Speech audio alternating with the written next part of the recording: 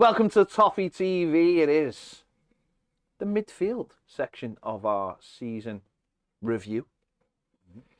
We've done the defence. Yeah. Check it out. Yeah, we have done the defence. Yeah, midfield. Yeah. Not a great part of Everton's team, but find me one that is. Arguably the best part. Well, we'll find out. We'll find out. We'll find out. So, we are going to start with Idrissa Gueye. Yeah. There we go. Played 33 times, 85% pass completion rate. Goals, none. Assists, 1. Big chances created, 1.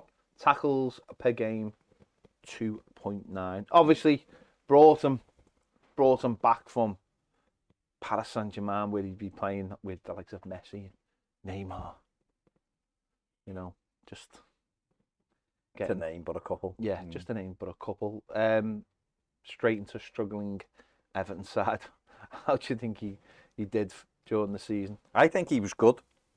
Seeing some people make some mad comments about him at times.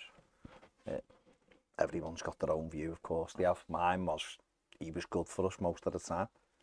Works hard in that midfield, closes down, knits a lot of stuff together for us in there. Is he sloppy sometimes with the ball? Yes, we had a period around Christmas where he gave a few goals away from, or certainly made big mistakes. He did have those off days, absolutely he did. But without him, I think there'd be a huge hole in Everton's midfield. You know, we brought him back to replace himself because we never replaced him for the 3 years he wasn't there. Could he be better? Yeah, could. But I still think just right now he's an important part of Everton's team. Well, again, you know, you look at him and you look at Tarkowski for the season. You know, Tarkowski played every single game. Just Garner Gueye played 33 times. And you look he wasn't here for the first. And you look at those kind of things and think to yourself, well, these were important buys last summer. You know, to get some stability in the fact, didn't he? Did he miss a game? We'd already played 6 when he come in. I think he was available for every Premier League game. Which is that's hugely important, isn't it? That's what I mean. It's you talk. You know, I understand. There was little moments in the season. You know, the back pass against Brighton, the back pass against the Arsenal one where he didn't see him. Those moments were huge, but consistency is a massive part of football. And if you get into that consistency where you have a general level, that can really help a team. And I think that's where he was important this season. Okay, listen, he's a completely defensive midfielder, but he done his job for the most part. You know, you look at the rest of the squad or what's out there. Well, is there anyone else in the team who could have done that? Well, we're going to come on to Onana, but a first season in the Premier League, I don't think Onana could have sat in front of that back four and give us what we needed. Maybe in the second season, as he grows or whatever, then maybe you get a bit more, and you do get more out of that position. Don't get me wrong, the person who plays in front of the back four now should be able to do a lot more than just sit in front of the back four and just, they have to, you know, that's the Premier League. The top sides do. You look at the best side with Rodri sitting in there and how he plays and the goals he can score and how he gets around the pitch, and John Stones has been amazing. And in fact, that's something, obviously, someone like Liverpool have been missing this season. It's such an important position, but, you know, it was still a big part of the consistency we needed. And maybe, you know, I know people go, well, that consistency hasn't really helped us, but without him, who would you have put in there? That's the difficult side. So yes, of course, going into next season, you want some kind of, I don't know, maybe a crossover at some point, or maybe he gets through the whole season, but I'll have to wait and see. But I generally thought his level was good. His level was consistent. You knew what you were getting from him, and that's important in games of football as well, to know what you're getting and have that steady level all the time. Players will make mistakes, and, you know, obviously, coming back as well, don't forget, coming back from the French league, and then going back into a struggling side in the Premier League. I was never going to be 3 years older. I was never going to be easy. So I thought he did all right. Well, I think he's been good. I think people criticise him harshly, in my opinion. Expect too much of him. Is there better defensive midfield players around? Yes, but they also cost a lot of money, and we haven't got that right now. So would it have helped having a proper centre forward who can keep the ball so he doesn't have to do as much work? Absolutely. And options off the ball? Absolutely.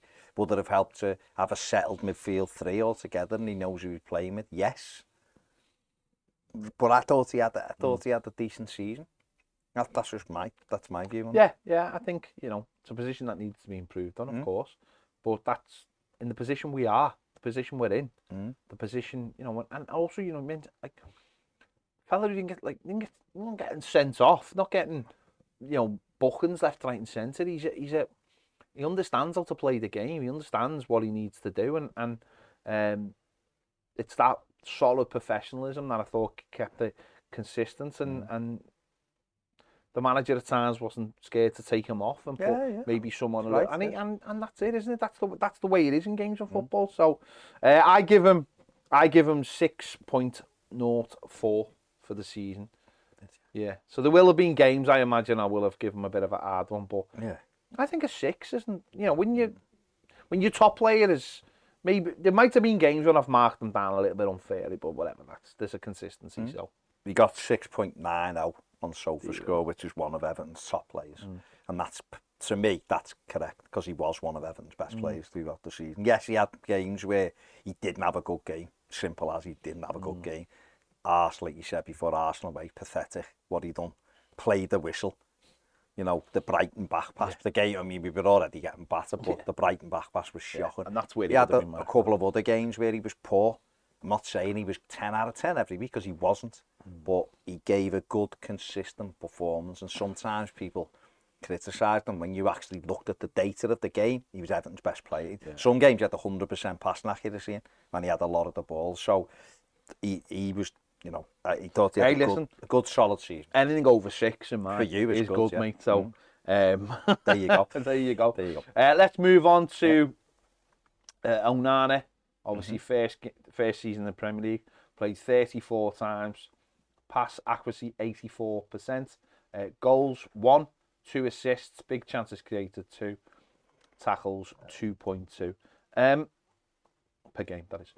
I think he came in waves this season. Yeah. Onana. I think he played the game in waves. Most games he's ever started in the season. Which I was going to say, for a player who hadn't played that many games in the French league, coming into the Premier League, almost as like a guaranteed starter for nearly all of the. Didn't play that many games in Germany either. No, I know. That's what I'm saying. So to come into the Premier League, and I'd be almost like a guaranteed starter, and we talked about in the defensive video about Nathan Patterson and about not actually playing loads of games so far, and his his development is ongoing. I think it's the same with Onana. I think he came with a big reputation that we'd almost created ourselves, because obviously we'd beaten West Ham to the signing, and there was a lot of hype, a lot of noise about him that he was one of the next big things. And I think at times not him personally, but I think when people talked about him and looked at him, I think they were expecting more from him because of that, of how he was talked up. But I think his season was quite probably what I thought it was going to be. It wasn't this massive breakout season. No. That again, because there was comparisons, because he's from Belgium and similar size. There was this Fellaini comparison, which I think was a little bit silly, because obviously Onana's different skill set. But I think he did all right, and the fact that he went to the World Cup as well, and there's now, I think he's established since the World Cup and almost the rejigging of Belgium squad. I think he's now a starter for Belgium as well. I think he'll look at it and think I've had a good season there, and listen, we don't know what the future holds for him, but I think it was a good first season for him in the Premier League, without being unbelievable. Yeah, I totally agree. I think he's got in the Belgium side. Obviously, Martinez was waxing lyrical about him and told him to go to Everton as well. So fair play. I think Dominic Tedesco, who's there now, will take that on. He's a really good coach. I think he'll take him on with that. Onana, I think just right now he hasn't quite figured out what his position is. Is he an 8? Is he a 6? He looks more of a 6 to me. He's got to get that settled. But I think he's had some games where you've seen the potential and you've gone, wow. And there's been other games where you've seen the rawness of him and you've gone, what are you doing? All of this to the crowd when you're not playing well. Great in the end. If you're playing well, then we get behind it, of course. But don't go full Tommy Gravison too early. But I think he's got loads of potential. Huge amount of potential. I think Everton could make a lot of money on him. I think Everton, if they could hold on to him for another season, could make a lot of money on him next, because I think he'll be better next season. But I think whoever has him, if it is us, then I think we have to make the decision.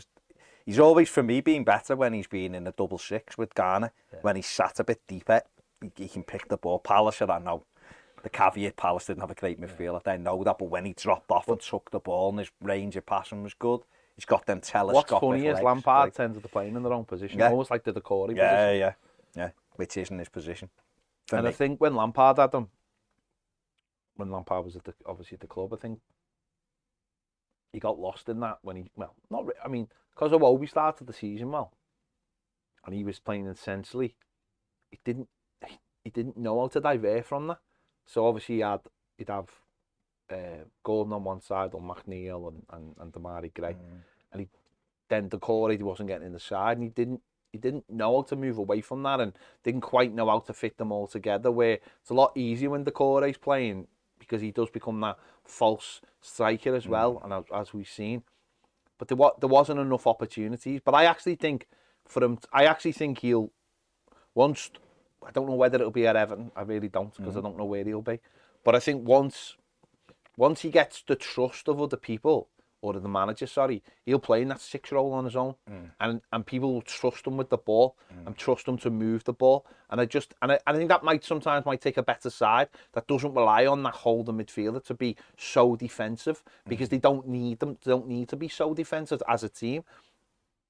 I think this season, because he almost plays the game at his own pace, I think that's what frustrates fans, is when everyone else is sprinting around and he's sort of like jogging around, and that as well can grate on you. We know that. We know what because we're football fans and we want the game. We don't have patience for people brought in, and because everything else is going wrong, you're thinking, how can we carry a player? But that's how players develop, and we've seen that with other players. And I know that myself. You don't give anyone a chance, because you think after 5 or 6 games, you think they should be the finished article. So I think he's had good patches and he's had bad patches. And again, if you had a better squad, you'd know when to bring them on. And obviously with James Garner coming late to the season, back fit, there was opportunities to take him out. That's what I'm saying. There was opportunities to take him out. So I think it was a decent season for him, and one that he will learn from massively. And if that means we benefit from it next season, so be it. If we don't, but we benefit financially from that, then so be it. That's football, and we as Everton fans have got to get used to that. Absolutely. I mean, you could almost sometimes flip the two and put him in the 6 and Garner pressing, because Garner likes to press. Idrissa. But there's other options as well, of course, with James Garner. But no, we had a good season, good debut season. Sofa score had them at 6.92. So I had them slightly better than Idrissa. I had them at 6.21. So better than Garner. Yeah. So there you go. That's quite good for you. It's really good. Really good. You had the Ped seal of approval. Well, no, most of these are like, there's the same basic gap between them all. So I just look at it through not stats. No, I look at it from anger. That's it. He made you less angry than us. Fair enough. He done all right. Yeah, he done all right. No, he did. And I know a lot of people. There were certain games where I thought, oh my God, like Southampton at home when we lost, ironically he scored, but he was brilliant that day travelling with the ball. See, Arsenal, outstanding. I always look at players and think, when they're at how were they at their best? And then that should be the standard that they go from. And when he was good, he was very good. And you can see what's there. And as I say, first season in the Premier League, a lot of games, physically a lot of games for him. Good against, well, decent against Bournemouth last day as He well. moves the ball forward as well. He is a good player. Good player. Let's look at James Garner. Played 17 times. Yeah. Pass accuracy 81%. No goals, assists 1, big chances created none, tackles per game 1. Frustrating, very frustrating season for him. Again, one of those who came later. Was injured when he came in. Injured. Got a nasty injury, obviously, against Bournemouth. Cup, yeah. Back injury, which meant he didn't come back till February, March time. Obviously, by the time he was fit, it was April, March into April then. But finished the season very strongly for me in terms of not his performances as such, just how he carried himself as a Premier League footballer and as an Everton player. And I think there's something to work with there going forward.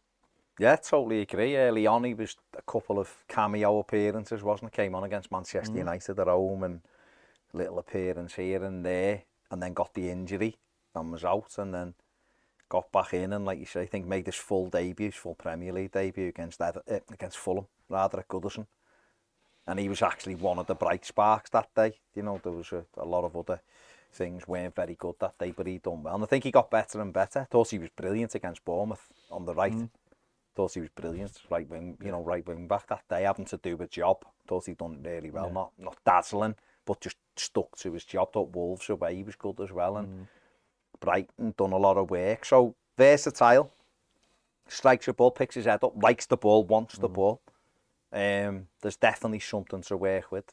So I think he's had it has been frustrating, the injury and all that, but he'll be better for the season, and he did finish the season strongly. And I think you're right. I think there's something to go from. And hopefully he builds on it. He'll get fitter. He'll have a full pre-season with us this time, which means he's ready. He's at his club, full pre-season. And then we go from there, and hopefully he'll settle down. A slightly different player to what we've got as well, as you said. Good on the ball. Likes to play that deeper role and just keep the ball moving. Likes to be, almost the linchpin at times. Get it, give it, get it back, move forward. Yeah, it'll be just how we use him. But I think the hard work side of his game is massively important. So he doesn't. He's got a bit of a presence about him. He can't be just pushed off the ball. No. He's got that. He understands the physicality of what's needed. I think that's massively important. I think that's he's quite quick around the pitch. Yeah. Not lightning, but he's really mobile, which I think sees things as well. I think he sees things. Yeah. I give him 6.22. Okay, Sofa scores 6.66. So not that rare. We're back to that 0.4 a game, which is not bad. Not bad at all. Yeah, I think a good finish to the season. It's a good grounding for next season as well. Absolutely. It's a good grounding for next season. Just you can see there might be a little bit more from him. Absolutely. Let's move on to Alex Iwobi, who played in every game in the league and cup. 40 games, pass accuracy 79%, goals 2, assists 8, big chances created 8, and tackles per game 1.8. An enigma of a player.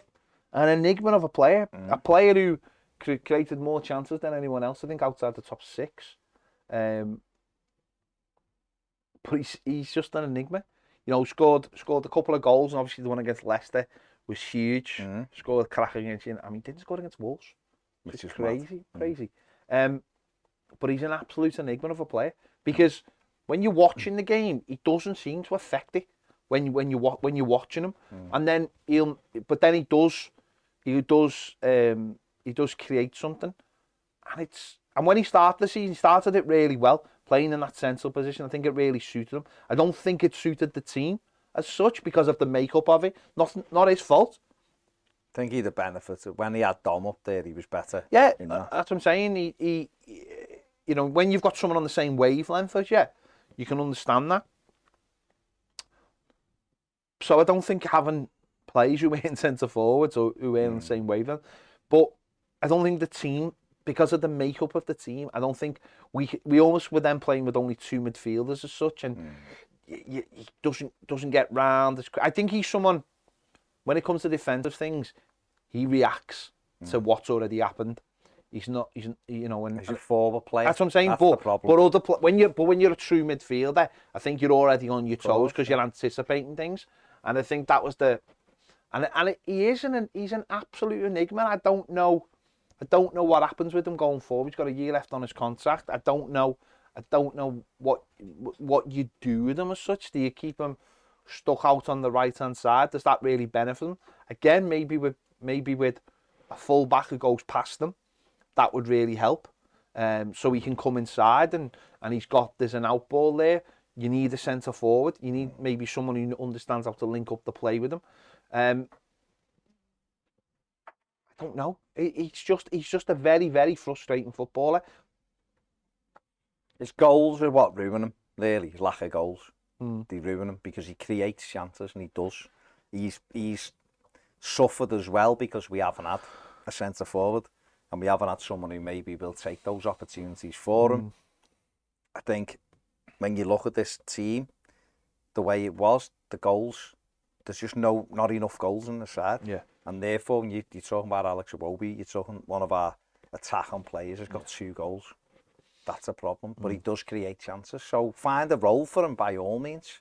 I actually think he was decent in midfield, but I think he suffered from not having the centre forward. And if you've got someone wide, right, left, who get Golden McNeil weighed in, and if that's McNeil's standard now of 7s, then fine. Then get someone on the other side that does the same. So it is the real thing with Alex Iwobi is what do you do with his contract? Got a year left. Does he want to stay?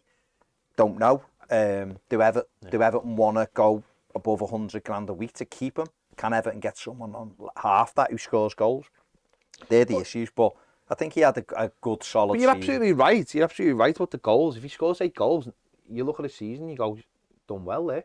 You look at the chances he's created. If he scores 8 goals, which he should be, he should be getting in the box. Shoot. He gets in the box. So he can hit a ball. If he gets 8 goals, you're talking about an all-round player. Of course you are, but because he doesn't score the goals, and maybe the chances he creates we don't score from, which is not his fault. No. But then that's just the way you look at the game. But if he scores the goals, you're looking at it completely different. And the 2 goals he did score, arriving at the back post. For Leicester. For the Leicester one. The other one, why doesn't he shoot from the edge of the box? Bend them on round, and we've seen him do that a few times, but that's the difference, isn't it? And there are things like, well, if only that's a huge, if he'd scored 6 more goals, then Everton now, they're getting much. All the clubs have forward players that get at least 7, 8, 9 goals, so he'd have to weigh in with that. But he is a good player and he does work hard. It's whether or not it's what you do with the contract. I give him 6.23, which makes him my highest rated midfielder.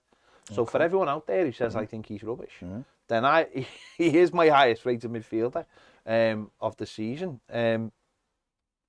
But he's got to add that. He's got to, and I don't know what. Again, I think that might be something to do with the makeup of the team or whatever. But he's got to have more belief in what he's capable of.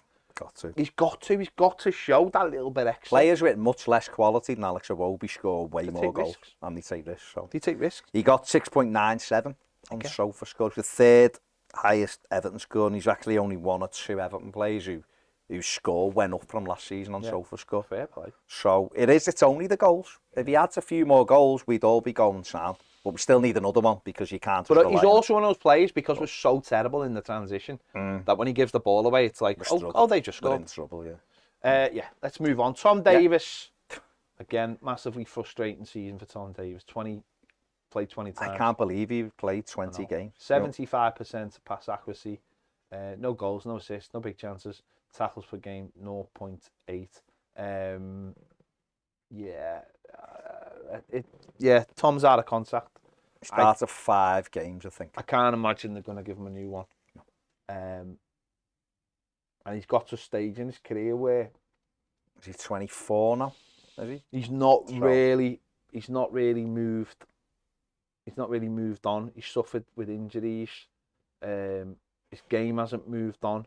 If anything, it's gone backwards because he doesn't win the fouls he used to win by just putting himself in between the player and the ball and falling over, which is a little trick. He can't really get away from people. And his best position, or his position that he seemed to be comfortable with him as the number 6. Now that's been sort of moved away. He's moved. There's players in his way there, and it's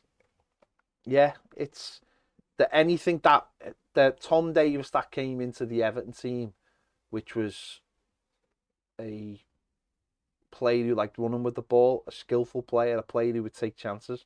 It's all been, that player's gone. It's all been taken away from him as a player, and that's really sad. That's really sad that, again, whether people think he's good or he's bad, where he came from and how he was developing, it's not there anymore, and you just imagine now Everton will probably release him, which is sad.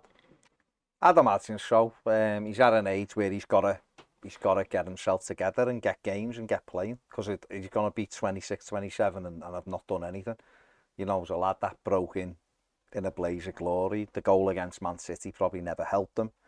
In some respects, Ronald Koeman hampered his progression, and it's never really settled down. I think under Carlo in the number 6 role, he'd done a decent job, and maybe that's where he could play, as someone who gets the ball and moves it and puts a tackle in. But I think just for now, I think the best thing probably for him would be to move on and get to a club where he's going to be given the opportunity to play games and develop.